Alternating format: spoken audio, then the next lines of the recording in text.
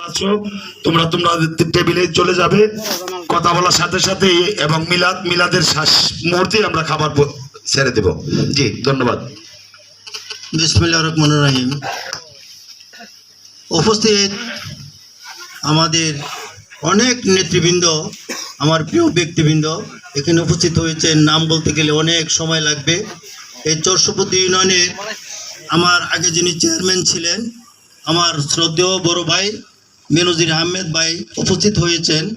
এখানে উপস্থিত হয়েছেন ইসলামী ব্যাংকের ম্যানেজার সাহেব, উপস্থিত হুমায়ুন কবির সরকার, আমাদের রহিমুজুর চঞ্চল ভাই উপস্থিত হয়েছেন, আমার আরেক পুত্র সম্পর্কে হয় আলমগীর সরকার উপস্থিত হয়েছেন, অনেক নেতৃবৃন্দ, আমার প্রিয় মানুষ। আসলে আমি আবেগে একটু কথা বলতে চাচ্ছি, সেটা হলো আমার ছেলে বলছেন আমার কিছু অবাধ্য হয়েছে। আমি আপনাদের সামনে কথাটা বলতে চাচ্ছি। আমার যখন বয়স 10 তখন আমার আব্বা আমাদেরকে ছেড়ে চলে গেছেন। আমি এ পর্যন্ত আসতে আমি অনেক টাগল করে অনেক পরিশ্রম করে এখানে আসছি, কিন্তু সততার সাথে। কিন্তু আমার ছেলে, আমাদের 3টি ইটভাটা চলে, মেল ফ্যাক্টরি আছে, পুকুর টুকুর আছে, আপনারা জানেন। কিন্তু আমার ছেলে কিছু সমাজের যারা প্রশিক্ষিত মহল তাদের পরামর্শে আমাকে জিজ্ঞাসা না করে, আমাকে পরামর্শ না করে সে গিয়ে বেলা পরে একটা ইটভাটা কিনছেন। তার একজন ক্লাসমেট তাকে নিয়ে তাকে পার্টনার বানিয়ে একটি ইটভাটা করছেন, অথচ আমি জানি না। যিনি ইটভাটাটা কিনে তাকে পার্টনার করলেন আমাকে বলে নাই, না বলে ওখানে চলে গেছেন। তখন আমি আগে বললাম যে আমার কাজ কাম চালাইতে গিয়ে আমার এত কষ্ট হয়, আবার আজকে ছেলেটা ওখানে আবার ইটভাটা কিনলো কি। কিন্তু পরবর্তীতে সেই ইটভাটাটা পরিবেশের, যাদের কাছ থেকে ইটভাটাটা কিনলেন পরিবেশের কাগজ ছিল না, সে পরিবেশের কারণে কাগজ ইটভাটাটি ভেঙে ফেলেন। ভেঙে ফেলার পরে তার সাথে যে পার্টনার ছিলেন সে পার্টনার তাকে ফেলে তার কাছে চলে আসলেন এবং তার কাছে কিছু ব্ল্যাঙ্ক চেক নিলেন। নেওয়ার পরে যখন চলে আসলো, পোলাপান মানুষ বুঝে নাই।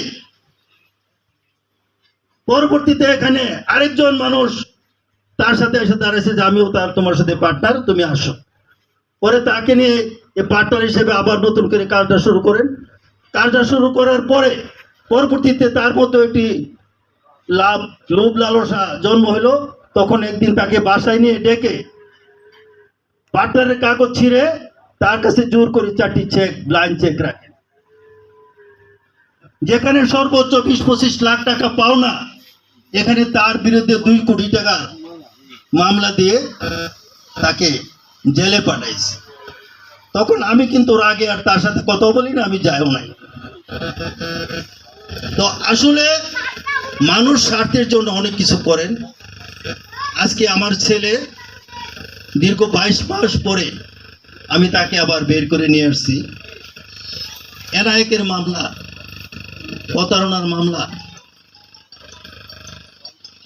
আমার ছেলে কোনো জুয়া করে নাই, নেশা করে নাই, কোনো খারাপ কাজে জড়িত নাই, কিন্তু ভুলের কারণে এটুকু হয়ে গেছে।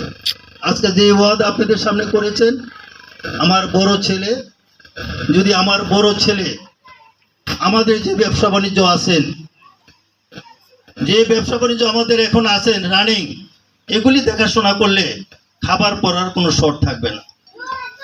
কি লাগে মানুষের? 3 বেলা খাবারের পরে তো 4 বেলা 5 বেলা খাওয়া যায় না। যথেষ্ট আপনাদের দোয়ায় দাঁড়িয়ে থাকার মতো অবস্থান আমাদের আছে। আমার ছেলেকে বলবো, তুমি যেটা বুঝেছো, তুমি আজকে যে ভাষা এখানে প্রকাশ করেছো, আমি সব অপরাধ, তোমার সব মনের কষ্ট সব মাফ করে দিয়ে আমি তোমাকে দোয়া করব। তুমি আমার বড় ছেলে, এই সংসারের হাল তুমি ধরবে। এবং আমার ছেলে সুমন নির্বাচন করতে গিয়ে আজকে এখান থেকে হারিয়ে গেছেন, চলে গেছেন। এই বিষয়ে আমাদের যিনি লিডার জনাব রাজউদ্দিন আহমেদ রাজু সাহেব, ওনার সাথে পরামর্শ করে যদি আগামী নির্বাচনে তফসিল ঘোষণা করে, রাজু সাহেবের পরামর্শ অনুযায়ী যাই কিছু করতে হয় আমরা করব। আপনারা ইনশাল্লাহ আমাদের জন্য দোয়া করবেন। আমরা সৎভাবে জীবনযাপন করতে চাই, কাউরে কোনো মাইরা কাইটটা আমরা বিচার করতে চাই না। আমরা চাই মানুষের মাধ্যমে চলার জন্য, মানুষের মধ্যে আল্লাহকে পাইতে হলে মানুষের সেবা করতে হবে। সে হিসাবে আমরা এ পর্যন্ত চলে আসছি। বাকি সময়টা যাতে আল্লাহ পাক আমাদেরকে এভাবে চালায়, সে দোয়া আপনারা করবেন। এখন আমাদের ওই এখানে মিলাদের দোয়া পড়বেন আমাদের অত্যন্ত মির্জানগর ইউনিয়নবাসীর আমাদের শ্রদ্ধেয় ব্যক্তি, আমাদের হাটভাঙ্গা কান্দাভরার আমাদের রহিম হুজুর। উনি আজকে এখানে দোয়া পড়াবেন। পাশে আছেন আমাদের চৌষপতি ঈদগাহ এতিমখানার হুজুর মহোদয়কের আছেন। সকলের উপস্থিতিতে আমাদের রহিম হুজুর এখন দোয়া পড়াবেন। দোয়ার পরে যারা এখানে, আমাদের কিন্তু কোনো খামসামা নেই, যারা আমাদের এখানে লিস্টভুক্ত আছে, তোমরা ঠিক যার যার টেবিলে তোমরা নিয়ে খাবার পরিবেশন করবে। ইনশাল্লাহ আবার এই বেচ উঠলে আবার নতুন করে বেচ বসবে, খাবারের কোনো সমস্যা হবে না। হয়তো বা একটু দেরি হয়ে গেছে। তো ধন্যবাদ সকলকে, আপনারা নিজ গুণে আমাদেরকে ক্ষমা করে দেবেন। আসসালামু আলাইকুম রহমতুল্লাহি ওয়া বারাকাতুহু।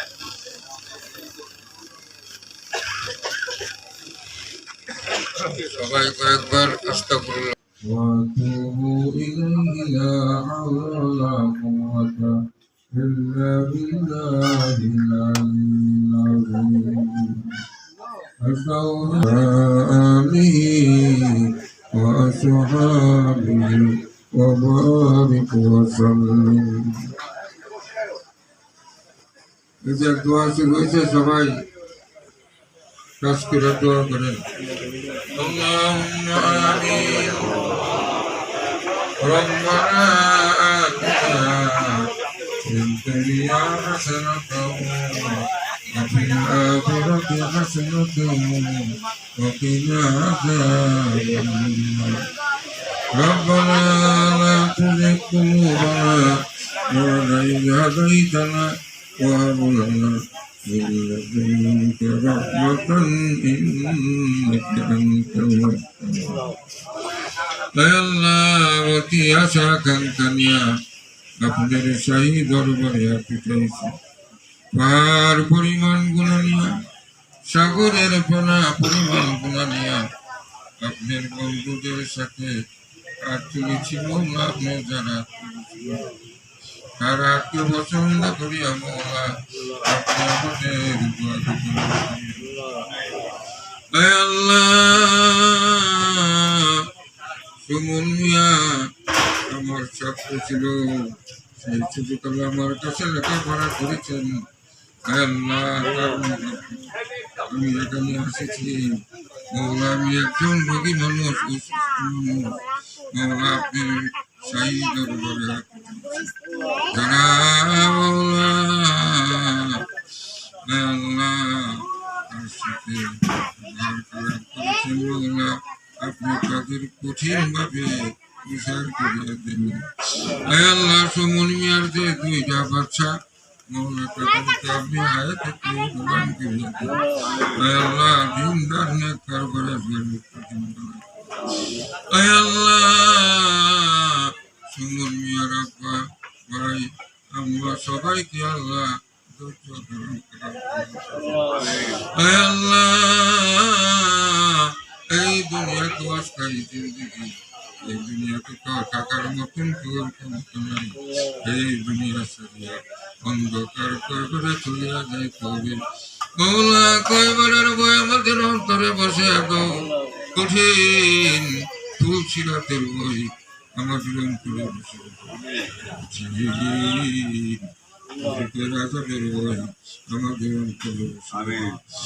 আল্লাহ, এই দুনিয়ার মায়া মহাব্বত আমাদের অন্তরে থেকে দূর করিয়া